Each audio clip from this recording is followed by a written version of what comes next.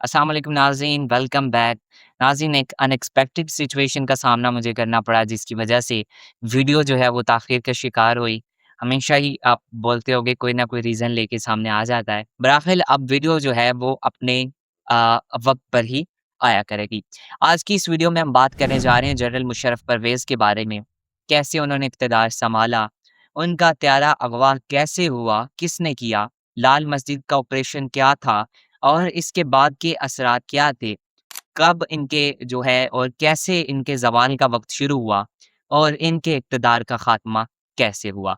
मुकम्मल हक़ाइक़ इस वीडियो में रखेंगे। नाज़रीन, परवेज़ मुशर्रफ तारीख़ का ऐसा किरदार है जिसे कुछ लोग खुश ख़याली का हीरो मानते हैं और कुछ जो हैं वो एक ऐसा अमर जिसने मुल्क को जो है वो बड़े बुरहानों के अंदर धकेला।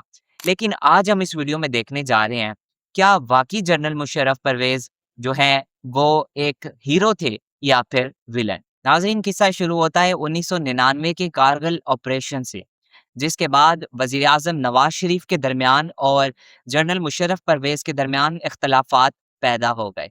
और जब 12 अक्टूबर 1999 को जनरल मुशर्रफ परवेज़ श्रीलंका का दौरा करके मुल्क वापस लौट रहे थे, उस वक़्त वज़ीर-ए-आज़म नवाज़ शरीफ ने इन्हें बरतरफ कर दिया और एयरपोर्ट हुकाम को ये हुक्म दिया कि ये तैयारा पाकिस्तान में लैंड नहीं करेगा। रनवे पर लाइट्स ऑफ कर दिए गए, ट्रैक्स बिछा दिए गए क्योंकि जनरल मुशर्रफ परवेज़ का तैयारा जो है वो लैंड ना कर सके। जनरल मुशर्रफ के समेत 200 आम मुसाफिर भी उनके जहाज़ में मौजूद थे और ईंधन जो है वो तेज़ी से ख़त्म होता जा रहा था। पायलट को ये हुक्मनामा मिला था कि जहाज़ को सीधा इंडिया ले जाओ और इस वक़्त जनरल मुशर्रफ जो हैं वो अपने जर्नैलों से जो है वो राब्ता करने की कोशिश कर रहे थे। ज़मीन पर core commander Karachi general Muzaffar Usmani ने इस वक़्त फ़ौरी एक्शन लिया और फ़ौज ने एयरपोर्ट का कंट्रोल सँभाल लिया। रनवे उस वक़्त जो है वो फ़ौज ने क्लियर करवाया और जहाज़ में उस वक़्त सिर्फ़ 7 मिनट का जो है ईंधन मौजूद था, जब जनरल मुशर्रफ परवेज़ का तैयारा बाहिफ़ाज़त जो है वो लैंड कर गया और चंद ही घंटों बाद वज़ीर-ए-आज़म नवाज़ शरीफ का जो हुकूमत है वो ख़त्म हो गई और जनरल मुशर्रफ मुल्क के नए सरबराह बन गए।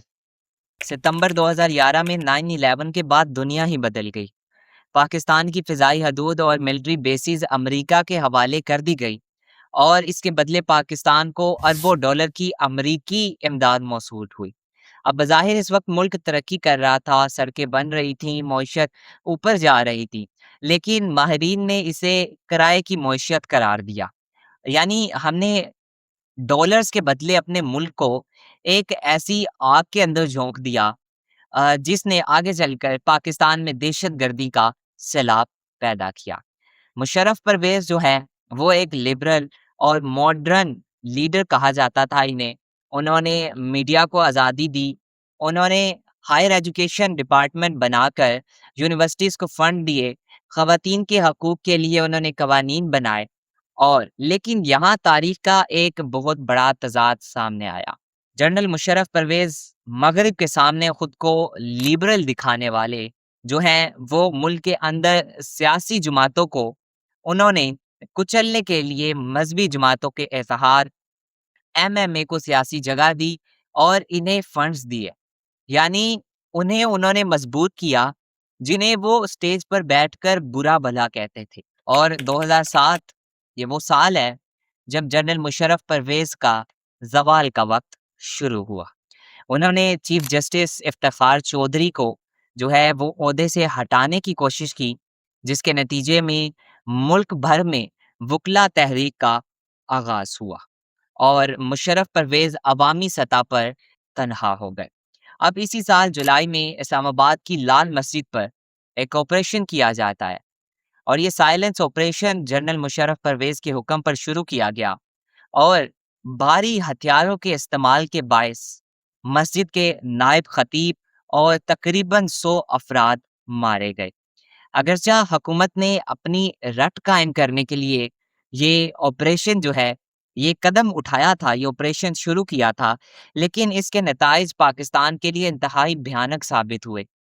इसके फ़ौरन बाद अक्सरियत पसंदों ने इत्तेहाद होकर टीटीपी की बुनियाद रखी और आने वाले कई सालों तक मुल्क में बेगुनाह शहरियों ने और सिक्योरिटी एहलकारों की जो है वो जानें गईं। दूसरी तरफ बलूचिस्तान में सुई गैस और सूबे के इख्तियारात को लेकर जनरल मुशर्रफ परवेज़ और कबायली रहनुमा नवाब अकबर खान भुट्टी के दरमियान शदीद तनाज़ा चल रहा था और जनरल मुशर्रफ परवेज़ ने जो है वो सियासी रास्ता निकालने के बजाय उन्होंने अपनी ताकत का इस्तेमाल किया और अगस्त 2006 में कोबलो के पहाड़ों में एक फौजी ऑपरेशन शुरू किया गया और नवाब अकबर खान भुट्टी की गार पर बमबारी हुई जिसके नतीजे में वो जाँ बहक हो गए।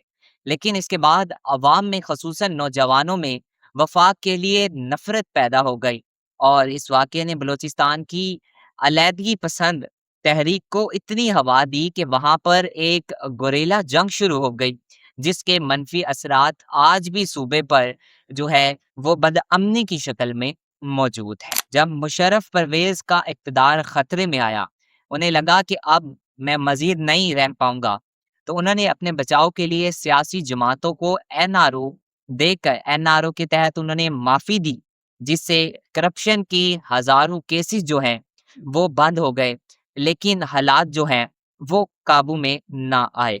27 दिसंबर 2007 को रावलपिंडी में बेनज़ीर भुट्टो को शहीद कर दिया गया, जिसका इल्ज़ाम मुशर्रफ की नाक़िस सिक्योरिटी पर भी आया।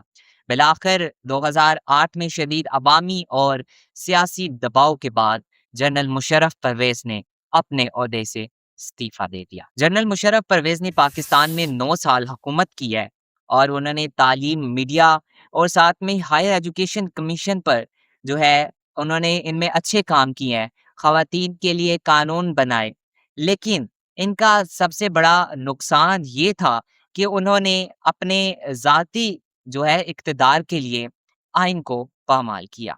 आपकी नज़र में क्या लगता है, क्या जनरल मुशर्रफ परवेज़ हीरो थे या विलन? अपनी राय कमेंट्स में ज़रूर दीजिएगा। जल्द मुलाकात होगी एक नई वीडियो के साथ। अल्लाह हाफ़िज़।